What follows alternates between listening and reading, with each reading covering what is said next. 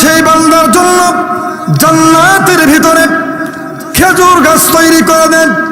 এমনি করে কো বান্দা যদি 100 বার নয় 1000 বার নয়, ওই বান্দা যদি 1,00,000 বার 1 কোটি বারও সুবহানাল্লাহর আওয়াজ দেয়, আল্লাহ তাআলা ওই বান্দার আমল নামায় সওয়াব তো দেন করবেন।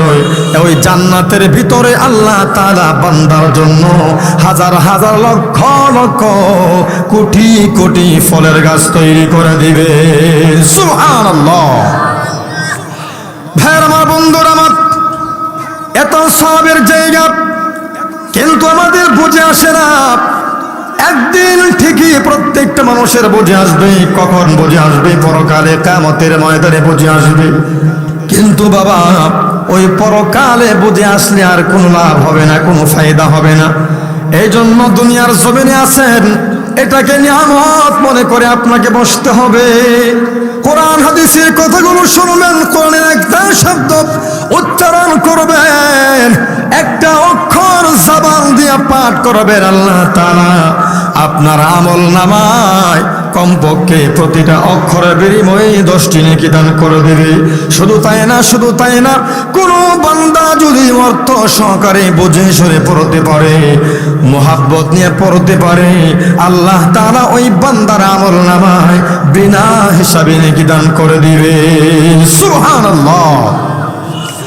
ভাইরা আমার, বন্ধুরা আমার, এক একটা হরফের বিনিময়ে আল্লাহ পাক রব্বুল আলামিন কমপক্ষে 10টি নেকি দান করবেন। কিন্তু এটা অনেকের বুঝে আসে না, দুনিয়ার জমিনে বুঝতে পারে না, বুঝতে চায় না।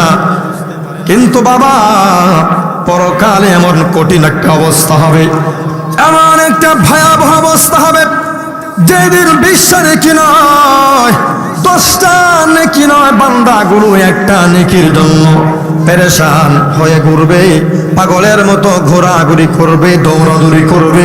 ওই বান্দাগুলো কিয়ামতের ময়দানে পরকালে একটা নেকি তালাশ করে পাবে না। কথা বলুন ঠিক কিনা?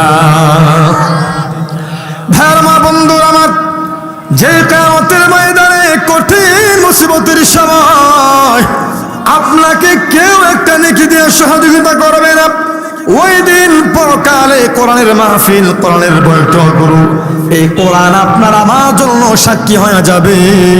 আল্লাহ রাব্বুল আলামিন ওই কোরআনের সুপারিশ মঞ্জুর করে আপনাকে আমাকে জান্নাতের মালিক বানিয়ে দিবে। সুবহানাল্লাহ। এই কোরআন আপনার আমার জন্য সাক্ষী হবে। এই মাদ্রাসার মধ্যে আপনার সন্তানটাকে ভর্তি